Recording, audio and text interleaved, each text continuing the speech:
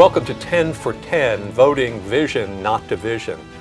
I'm George Mason, and I'm joined by my partners, Rabbi Nancy Kasten and Mara Richards-Bim, and we are Faith Commons. And we've been having these conversations around issues related to the upcoming election and asking how our values might help inform our vote. This is our last of the 10. We are in the Christian tradition, we are looking at All Saints' Day, and saints, of course, have high character. And so while politicians would hardly ever be called saints, I suppose, nonetheless, the theme seems appropriate as our last theme before we get to the voting booth. Some of you have already voted. But to begin, we're going to look at character today. Mara, will you lead us? Yeah, so the first election that I was eligible to vote in was Clinton's re-election. I didn't vote, sadly. I was very young, but I remember the conversation being so much about his character, right? And rightfully so. And so as someone who is conscious of that then, it has been interesting to me over the last 8 years that this conversation around character has flipped. Suddenly, there are a lot of people saying that character doesn't matter, that the ends justify the means, right? Whether that is Supreme Court justices or policies or whatever it is.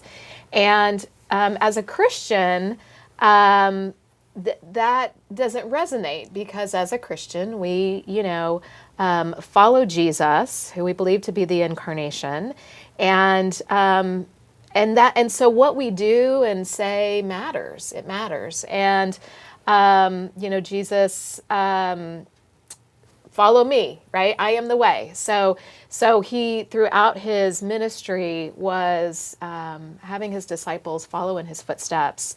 And he was very much about the ends do not justify the means.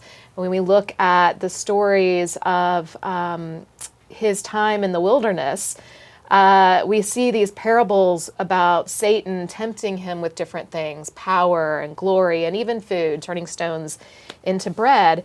And Jesus rejected that each and every time because the ends do not justify the means. And so as a Christian, I cannot divorce a candidate's character, their actions, how they treat people. I can't just ignore all that. And we're talking about the highest political office in the land. And so for me, I've been shocked and appalled at some who call themselves Christians allowing certain types of behavior, even condoning it, saying, well, this is just politics. And I just don't think that's the case. It's interesting because we live in such an era of media image, right? And so we see people with very similar ideas about policy presenting themselves in very, very different ways. And the question is, if you present yourself as a noble, decent, humble human being, is that important? And I think yes and no, right? Because really what we're looking for are the people who are going to create the image of our nation. What is the character of our nation?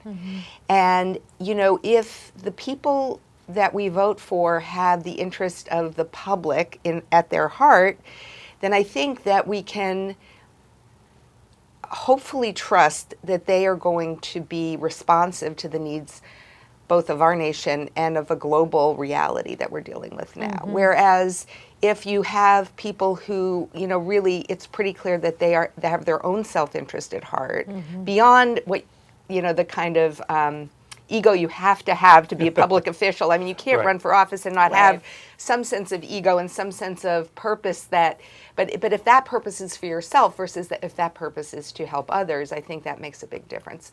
I want to say that, I think this election is really about our character, because if you think about what's happening now, many of the policies that President Biden is putting into place are not policies that he started out wanting to put into place.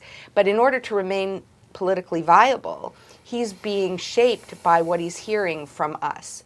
So we have to make sure that we are acting with our own sense of nobility, of our sense of purpose, of our commitment to others, to bring people together, to work for a vision of this country, not a division with a country. And we have to make sure that we're really engaged in communicating that to people, both on the local level, all of our elected officials, on the local level, on the state level, on the national level. And I was going to say, Bishop William Barber has said that a budget is a moral document, and a vote is a moral commitment. And to your point, I think this election is as much about our individual and collective moral character as it is, the people and the parties running.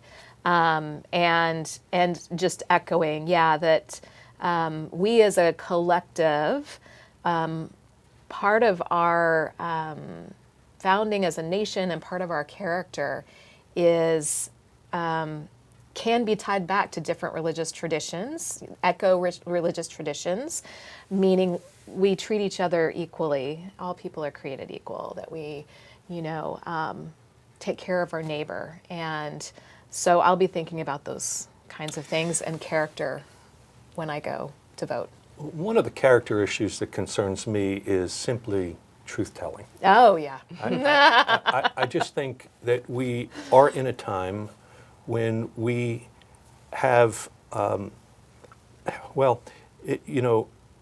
Pontius Pilate, when the trial of Jesus was taking place, said famously, "What is truth?" And there is a sense in which political leaders are always thinking about truth in ways that they can shape it, rather than a commitment to an objective standard of truth that we should all be committed toward.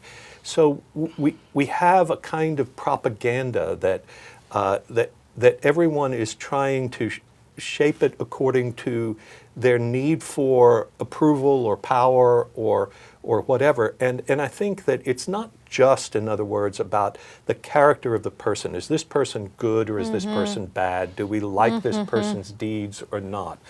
But do we have a common sense of commitment to truth-telling? So. Well, and I'm thinking, you talked about the budget being a moral document.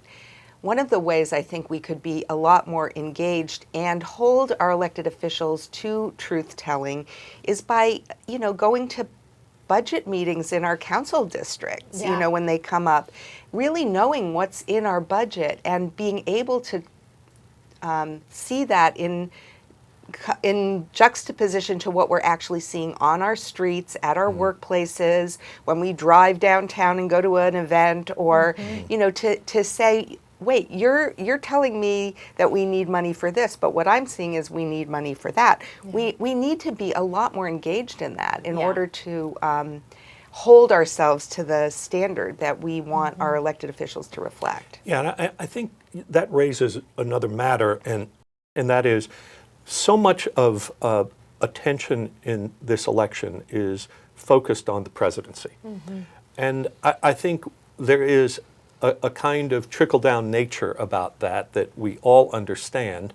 But I think, Nancy, what you're raising is the point that there are so many other spheres of political life that are being contested right now. And our engagement at the local level and at every level of political life, including school board races, these things are all important to the life of our life together and the public good. And so we need to be doing more than deciding who's going to be our next president. We need to decide at every level, how are we going to live together and what's really important. And at every level, that reflects our character It does. as much as the individual. It does. So thank you for joining us for these 10 episodes that we hope have been stimulating to you. Please go out and vote if you haven't already. Please urge other people to vote as well. Turnout is critically important, not just because of who might be elected if you turn out, but because this is what democracy is about. Everybody having their say and voting their conscience. Take care.